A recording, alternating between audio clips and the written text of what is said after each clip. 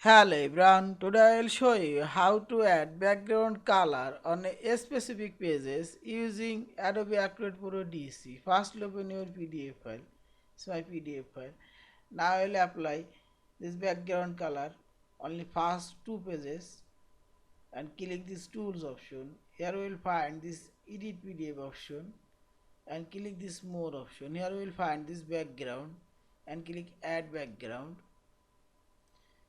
and select here from color and click here color.